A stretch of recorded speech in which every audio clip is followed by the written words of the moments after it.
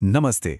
आज हम ये समझने की कोशिश करेंगे कि मिडिल ईस्ट में जो जियोपॉलिटिकल टेंशन चल रही है, उसका ग्लोबल प्लास्टिक इंडस्ट्री के साथ आखिर क्या कनेक्शन है और ये कनेक्शन कितना गहरा है। तो इस पूरी बात को हम 5 हिस्सों में देखेंगे।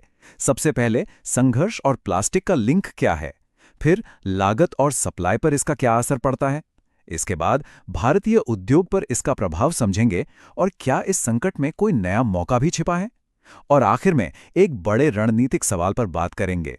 तो चलिए सीधे इस सवाल से शुरू करते हैं। क्या प्लास्टिक का जो कच्चा माल है वो और महंगा हो जाएगा? क्या पॉलीमर की सप्लाई पे असर पड़ेगा? यही वो बड़ा सवाल है जिसे हम आज समझने की कोशिश कर रहे हैं। तो सबसे पहले चलिए ये समझते हैं कि आखिर इस पूरे मामले की जड़ क्या है, मतलब ये लिंक बनता कहां से है।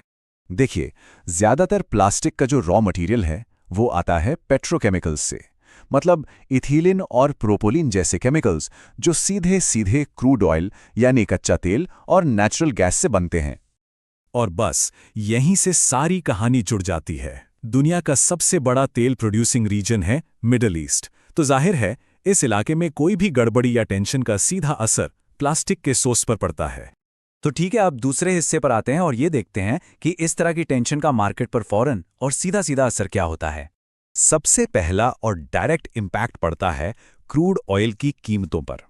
जैसे ही ये खबर आती है कि सप्लाई पर कोई खतरा है, तो कीमतें फौरन बढ़ जाती हैं। मान लीजिए जो तेल $80 प्रति बैरल पर था, वो उछलकर $100 पर पहुंच जाता है। ये एक बहुत बड़ा जंप है। और जाहिर है, जब कच्चा तेल महंगा होगा तो उससे बनने वाले पॉलीमर्स भी तो महंगे होंगे।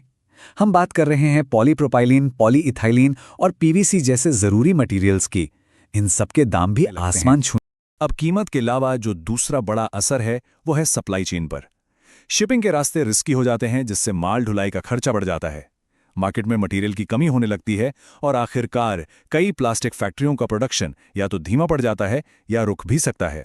तो चलिए अब इस पूरी ग्लोबल सिचुएशन को भारत के नजरिए से देखते हैं कि हमारे लिए इसके क्या मायने हैं। असल में ये जानना बहुत ज़रूरी है कि भारत अपनी पॉलीमर की ज़रूरतों का एक बहुत बड़ा हिस्सा बाहर से इंपोर्ट करता है, और यही बात हमें ग्लोबल कीमतों और सप्लाई में होने वाली किसी भी रुकावट के लिए काफ़ी सेंसिटिव बना देती है। इसका सीधा असर कहाँ पड़ता है? हमारी अपनी घरेलू इंडस्ट्रीज पर। पैकेजिंग इंडस्ट्री हो, गाड़ियों के प्लास्टिक पार्ट्स बनाने वाली कंपनी हो, या फिर कंज्यूमर गुड्स, सबको महंगे रॉ मटेरियल की वजह से अपनी मैन्युफैक्चरिंग कॉस्ट बढ़ती हुई दिखती है। लेकिन कहते हैं ना, हर संकट अपने साथ एक मौका भी लेकर आता है। तो चलिए अब खतरों से थोड़ा हटकर देखते हैं कि इस पूरी सिचुएशन में हमारे लिए क्या नए मौके बन सकते हैं।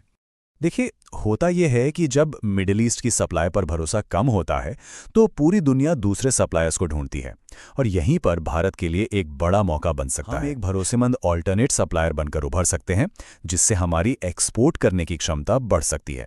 और इस सिचुएशन का फायदा उठाने के लिए रिलायंस इंडस्ट्रीज, IOCL और गेल जैसी हमारी अपनी पेट्रोकेमिकल कंपनियां बिल्कुल तैयार हैं, जो ग्लोबल डिमांड को पूरा करने के लिए अपनी सप्लाई बढ़ा सकती हैं। और देखिए, इस तरह के मार्केट प्रेशर से एक और चीज होती है। इंडस्ट्री में उन स्किल्ड प्रोफेशनल्स की डिमांड बढ़ जाती है जो इनोवेशन ला सकते हैं, जो कॉस्ट कम करने, मटेरियल को बेहतर बनाने और रिसाइकलिंग पर फोकस कर सकते हैं।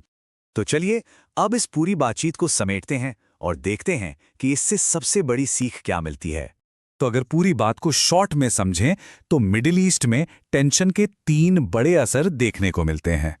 कच्चे तेल के दाम बढ़ते हैं, जिससे पॉलीमर के दाम बढ़ते हैं, और आखिर में सप्लाई चेन में रुकावटें आती हैं।